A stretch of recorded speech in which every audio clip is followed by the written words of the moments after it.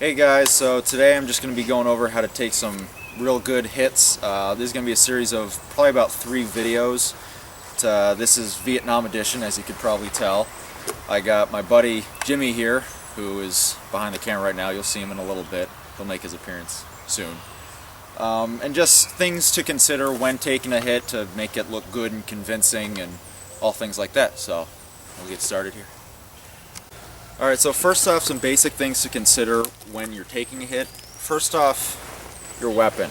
This is just a cheap $30 airsoft gun, so it can break pretty easily and has broken on me. The past ones that I've had have broken pretty easily. So if you're going to take a hit, make sure you either have control of it and are going to kind of control the descent of it to the ground, or if it's just going to fly out of your hands and hit the ground, it lands on something soft and not like a rock or lands weird on a tree or something.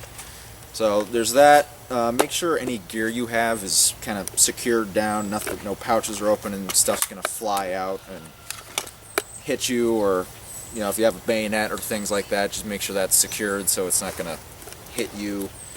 And for modern stuff like this, you have a helmet, which if you're taking a headshot or doing some kind of flaily motion that you'll see in a few moments, it could fly off your head and hit your chin or hit someone else, or if it falls behind you, you'll land on it. So just things to consider, and start taking you through different kinds of hits in a moment. Alright, so the first kind of hit we're going to do here is a patrol hit, which is the baseline of hits. You're walking along and you're not seeing the person who's shooting you, but you hear the gunshot. So if that's in front of you, you're going to want to kind of take it from the front. If it's in the back, kind of go forward a little bit. Another thing to consider is the type of calibers that are being shot at you, how much reaction you're going to have. But I'll demonstrate for you here what a patrol hit looks like.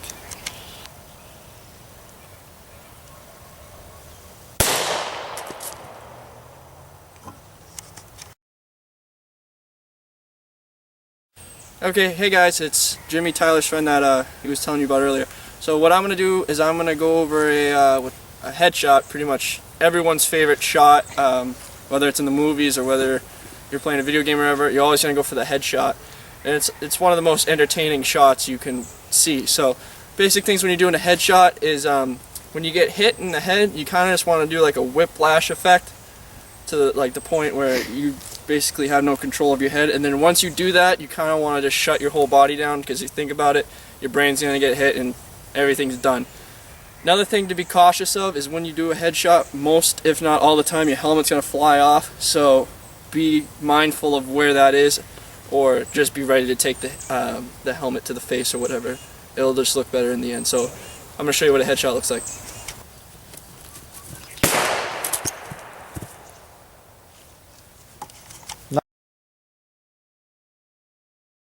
Alright, so next hit I'm going to show you guys is a running hit. It is just right to the torso. Thing you got to consider with that, obviously, be mindful of the helmet, and your gun's going to hit the dirt, but just be careful it doesn't hit it too hard and break, especially these airsoft ones. And you got to consider, imagine a board on top of a car going down the highway, and top of it hits the bridge. It's going to go like that. And so that's if you're getting hit from the front, because the momentum of you running is going to keep you going, and basically all you have to do is just throw your weight backwards pretty much, and then gravity and physics will do the rest for you if you're limp enough. But I'll show you guys how to do a running hit here.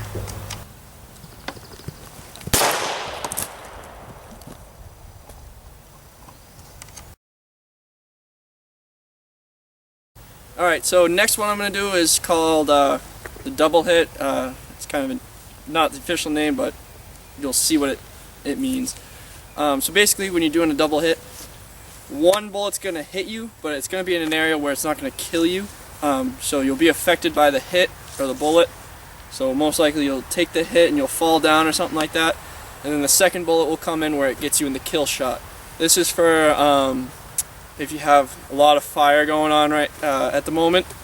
So you can't afford to take 2 hits at one time. So for this one, I'm going to be wearing this flak because taking a double hit in my full web gear is kind of bulky. So what I'm going to do is I'm going to take one in the hip, and then the kill shot's going to be up near my throat, face area, up in the chest, so that'll be the kill shot, so you'll see what it looks like.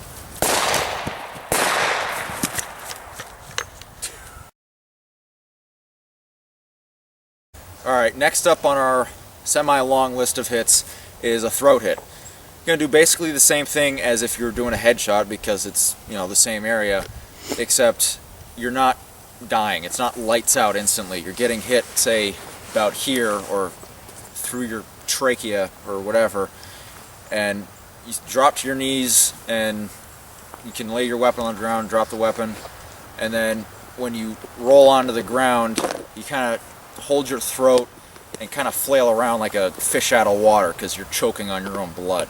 So I'll show you what that looks like.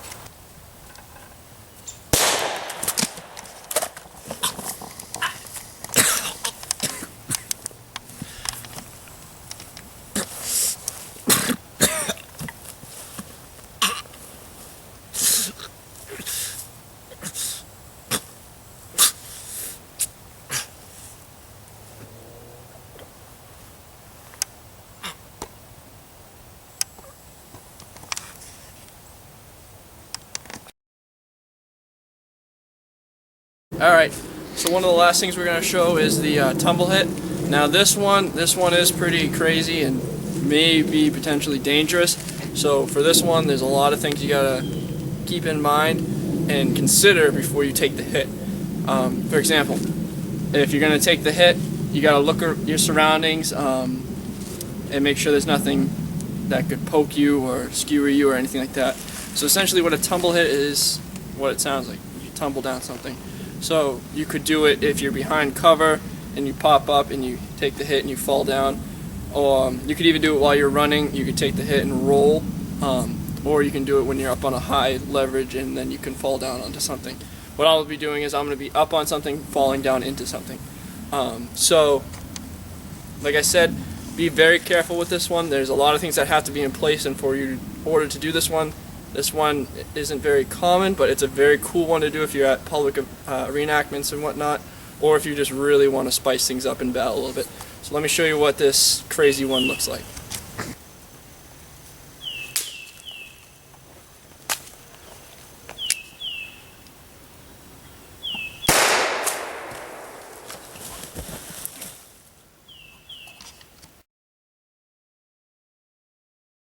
Alright, so this final one, the finale if you will, is kind of incorporating everything that we've shown you today.